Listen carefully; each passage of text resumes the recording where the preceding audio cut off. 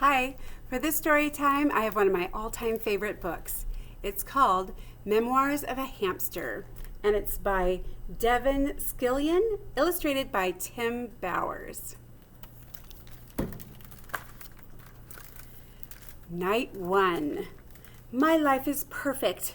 I have a bowl of seeds, a cozy pile of wood shavings, and room to run. I'm never leaving here. Question: who's the luckiest hamster in the world? Answer: me.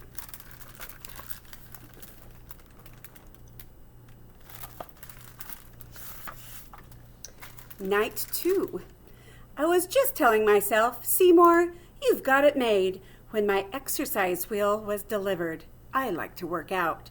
It's the best model around, the Fuzzy Boy 360, shiny as a new dime and fast as lightning. I don't know how many miles I put in, but I was on that wheel all night.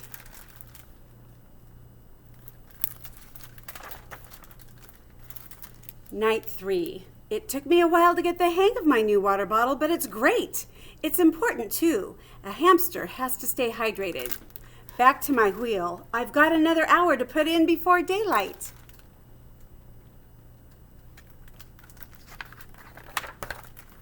Night 4. Little girl came by and gave me a kiss on the nose. Nasty. Hello, ever hear of germs? But she also gave me 2 yogurt drops. Question: what's better than a yogurt drop? Answer: 2 yogurt drops. I ate one and tucked the other in my cheek to save for later. This hamster has it going on.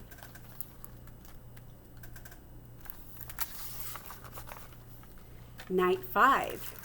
I was just climbing onto my wheel tonight when Pearl, the cat, came by. You know, she said, you run for miles every night, but you never leave that cage. What's it all for? I don't know, I said. It's what hamsters do. What a complete waste of time, she said. Have fun in your cage. I'm going to the sunroom. Sunroom? What's a sunroom?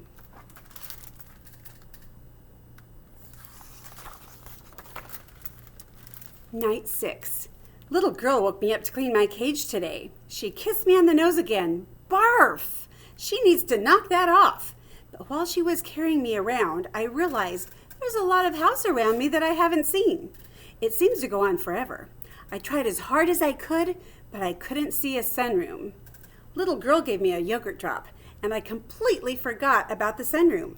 Whatever a sunroom is it better than a yogurt drop? Answer: no.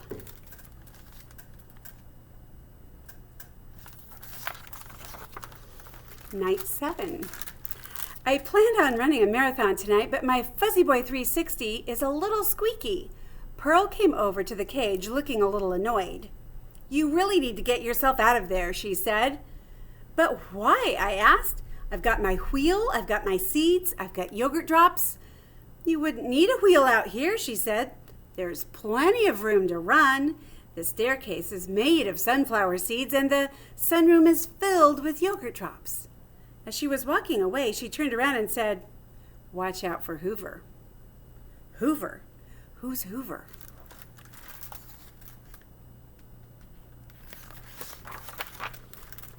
Night 8. I didn't sleep a wink all day. Little girl came by and kissed me on the nose. Yuck! And then I had a terrible workout. I just couldn't focus. How could I concentrate knowing what I know? Imagine. A whole staircase made of sunflower seeds. And the sunroom? Don't I deserve to be in the sunroom?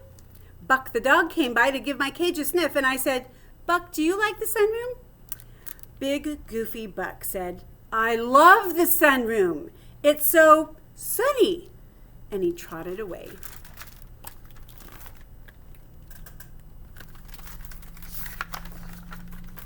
Night 9. No workout tonight. I spent the whole evening putting together a plan. I went over every square inch of my cage, and I think I've got it figured out. Operation Tasty Treat is set for tomorrow. Night. Hello, staircase. Hello, sunroom. Night 10. Good old Seymour is one smart hamster. My escape went like clockwork. I moved the seed dish, then I was able to muscle the fuzzy boy to the front of the cage. I had a little trouble climbing out the outside of the wheel. It kept spinning, and I wasn't getting anywhere. But sweet Pearl suggested I jam a sunflower seed at the side of the wheel. And it worked. After that, it was easy. I shimmied up the wheel and popped the lid right off. Question: who's going to eat every yogurt drop in the sunroom? Answer: me.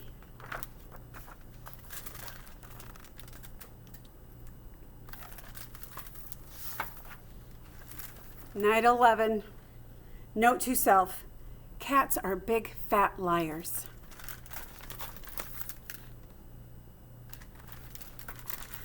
I'm writing this from under the sofa. One wrong move and Pearl will have me for dinner. For starters, the staircase is not made of sunflower seeds. It's just carpet. It tastes like a sweater. And the sunroom is nice, but there wasn't a yogurt drop in sight. And when I heard Pearl, the big fat liar, say, "Hello, Seymour," I knew something was wrong. She looked really hungry, but all that time on the wheel paid off. I raced past her and squeezed out of the sunroom just in time. I made it here, but now what? Pearl keeps clawing under the sofa, that big fat liar. I'll probably never see my cage again. Question: who's in big trouble? Answer: me.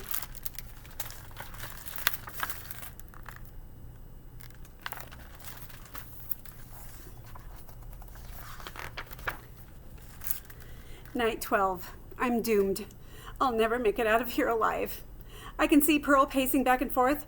She says she's looking up recipes. I tore a tag off the bottom of the sofa, found an old pencil, and wrote out my will. I, Seymour Q. Hamster, being of tired mind and hungry body, leave my fuzzy boy 360 to my 17 brothers. I leave my water ball to my 22 sisters. And to my sweet mother and father, I leave the 4 yogurt drops hidden in the corner of my cage. I won't be needing them. I sniffled a few times and fell asleep. Goodbye, friends. I love you all.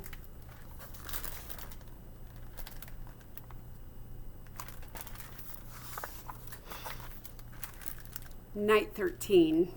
So hungry and tired I could barely move. I heard Pearl purring the way she does when she sleeps. It was my only chance. I tiptoed out from the back of the sofa and headed straight for my cage. I was going to make it, but suddenly there was a terrible noise. It sounded like a hurricane.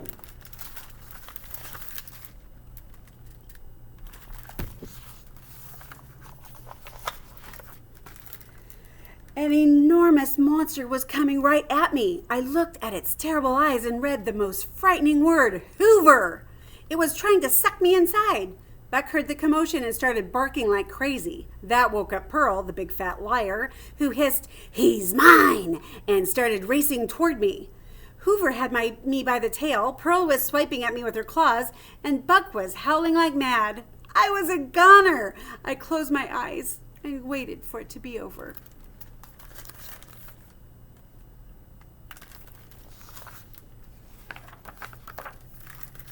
And then came the sweetest thing I've ever heard. "Seymour!" It was suddenly very quiet. Hoover, Pearl, and Buck stopped in their tracks. And one surprised but happy little girl got to me first. She kissed me on the nose, a lovely, beautiful, sweet kiss. And I kissed her right back, twice. To show the picture.